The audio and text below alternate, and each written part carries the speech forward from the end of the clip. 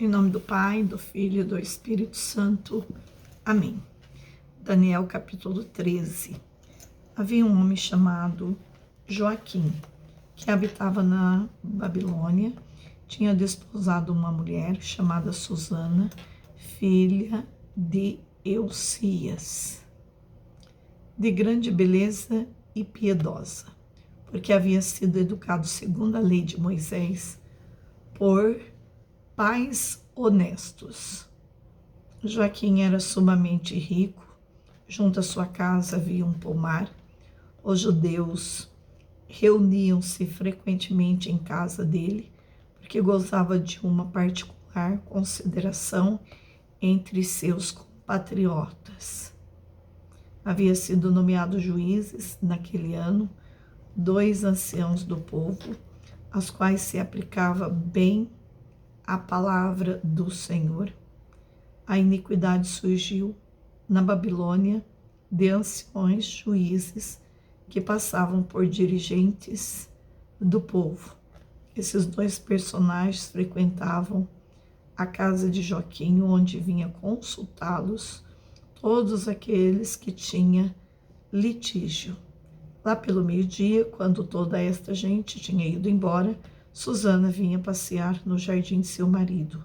Os dois anciãos viam-na, portanto, todos os dias durante seu passeio, tanto que se apaixonaram por ela e, perdendo a justa noção das coisas, desviaram os olhos para não ver mais o céu e não ter mais presente no espírito a verdadeira regra de comportamento. Ambos foram atingidos pelo amor a Susana, mas sem se confiarem mutuamente sua emoção.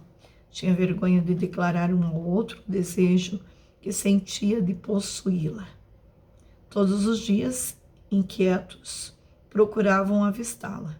Uma vez disseram um ao outro: "Vamos para casa. Está na hora do almoço." Saíram cada um para seu lado. Mas, havendo ambos retrocedido, encontraram-se novamente no mesmo lugar, perguntando um ao outro qual o motivo de sua volta. Confessaram-se sua concupiscência. Combinaram então um encontro onde a pudesse surpreender sozinha. Enquanto calculava qual seria o momento propício, eis que Susana chegou, como de costume, com 2 empregadas e tomou a resolução de banhar-se, pois fazia calor. Lá não havia ninguém, salvo os 2 anciãos escondidos que a espreitavam. "Trazei-me", disse ela às 2 empregadas, "óleo e ungüentos, e fechai as portas do jardim para eu me banhar." O que elas fizeram por sua ordem, as portas do jardim estavam fechadas, saíram pela porta do fundo para ir buscar os objetos pedidos, ignorando que os anciões lá se achavam escondidos. Apenas saíram os 2 homens, precipitaram-se em direção de Susana. As portas do jardim estavam fechadas e disseram-lhe: "Ninguém nos vê. Ardemos de amor por ti. Aceita, entrega-te a nós. Se recusares, iremos denunciar-te. Diremos que havia um jovem contigo e que foi por isso que fizeste sair tuas servas." Susana exclamou tristemente: "Que angústias me envolve por todos os lados. Consentir? Eu seria condenada à morte. Recusar? Nem assim eu escaparia de vossas mãos. Não, prefiro cair sem culpa alguma em vossas mãos do que pecar contra o Senhor." Susana soltou grandes gritos e os 2 anciãos gritavam também contra ela. E um deles, correndo às portas do jardim, abriu-as. Com esta barbúrdia, os criados precipitaram-se pela porta do fundo para ver o que havia acontecido. Os anciões se puseram a falar e os criados enrubesceram, pois jamais nada de semelhante fora dito de Susana.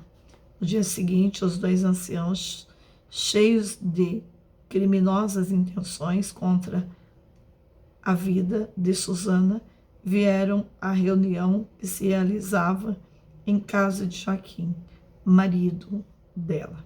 Disseram diante da assembleia: manda buscar Susana, filha de Elcias, a mulher de Joaquim. Foram-na buscar e ela chegou com seus pais, seus filhos e os membros de sua família. Era delicada e bela de rosto. Aqueles homens perversos exigiam que ela retirasse seu véu, pois estava velado, a fim de poderem pelo menos fartar-se de sua beleza. Os seus choravam, assim como seus amigos. Os dois anciãos levantaram-se à vista de todos e pousaram a mão sobre sua cabeça, enquanto ela, debulhada em lágrimas, mas com o coração cheio de confiança no Senhor, olhava para o céu. Os anciãos disseram então: quando passeávamos pelo jardim, ela entrou com 2 servas, depois fechou a porta e mandou embora seus acompanhantes. Então um jovem que se achava escondido ali aproximou-se e pecou com ela. Nós nos encontrávamos em um recanto do jardim. Diante de tal desvergonhamento, corremos para eles e os surpreendemos em flagrante delito. Não pudemos agarrar o homem, porque era mais forte do que nós, e fugiu pela porta aberta. Nós a apanhamos, mas quando a interrogamos para saber quem era o jovem, recusou-se a responder. Somos testemunhas do fato. Confiando nestes homens que eram anciãos e juízes do povo, condenaram Susana à morte. Então ela exclamou bem alto: Deus eterno, vós que penetrais os segredos, que conheceis os acontecimentos antes que aconteçam, sabeis que isso é um falso testemunho, que levantaram contra mim. Vou morrer sem nada ter feito do que maldosamente inventaram de mim. Deus ouviu sua oração. Como a levasse para a morte, o Senhor suscitou o espírito íntegro de um adolescente chamado Daniel, que proclamou com vigor: sou inocente da morte desta mulher. Todo mundo virou-se para ele. O que significa isso? Perguntou-lhe. Então, no meio de um círculo que se formava, disse: Israelitas, estáis loucos. Eis que condenais um israelita sem interrogatório, sem conhecer a verdade. Recomeçai o julgamento, porque é um falso testemunho a declaração desses 2 homens contra ela. O povo apressou-se em voltar. Os anciãos disseram a Daniel: vem sentar conosco e esclarecer-nos, pois Deus te deu o privilégio da velhice. Separai-os um do outro, exclamou Daniel, e eu os julgarei. Foram separados. Então Daniel chamou o primeiro e disse-lhe: velho perverso, eis que agora aparecem os pecados que cometestes outrora em julgamentos injustos, condenando os inocentes e absolvendo os culpados. No entanto, é Deus quem diz: não farás morrer o inocente e o íntegro. Vamos, se realmente a vistes, diz-nos debaixo de qual árvore os vistes juntos. Debaixo de um lentisco, respondeu. Ótimo. Continuou Daniel: eis a mentira que pagarás com tua cabeça. Eis aqui um anjo do Senhor, que segundo a sentença divina, vai dividir teu corpo pelo meio. Afastaram o homem. Daniel mandou vir o outro e disse-lhe: filho de Canaã, tu não és judeu. Foi a beleza que te seduziu e a concupiscência que te perverteu. Foi assim que sempre fizeste com as filhas de Israel, as quais por meio entravam em relação convosco. Mas eis uma filha de Judá que não consentiu o vosso crime. Vamos, diz-me, sobre qual árvore a surpreendestes em intimidade? Sobre um carvalho. Ótimo. Respondeu Daniel. Tu também proferistes uma mentira que vai te custar a vida. Eis aqui o anjo do Senhor que empunha a espada, prestes a serrar-te pelo meio para te fazer perecer. Logo a assembleia se pôs a clamar ruidosamente e a bendizer a Deus por salvar aqueles que nele põem sua esperança. Toda a multidão revoltou-se então contra os dois anciãos, os quais, por suas próprias declarações, Daniel provou terem dado falso testemunho. De acordo com a lei de Moisés, aplicaram o tratamento que tinha querido infligir ao próximo. Foram mortos. Assim, naquele dia foi poupado uma vida inocente. Eucias e sua mulher louvavam a Deus por sua filha Susana, com Joaquim, seu marido, e todos seus parentes, pois nada desonesto havia sido encontrado em seu proceder. E Daniel gozou desde então de uma alta consideração entre seus concidadãos. Palavra do Senhor. Graças a Deus. Esta palavra, então, de Deus hoje é muito linda. A palavra hoje vem falar da mentira. E se a gente olhar para a Bíblia inteira, nós vamos nos deparar que todas as pessoas que mentiram foram elas mesmas caíram nas suas próprias armadilhas. A mentira é um pecado muito forte, é um pecado capital. Nós precisamos ser pessoas da verdade. Nós não podemos deixar com que o inimigo roube de nós a alegria da verdade. Deus nos deu um espírito de verdade. E se nós olharmos para esta palavra, é isso mesmo que acontece no dia a dia da nossa vida.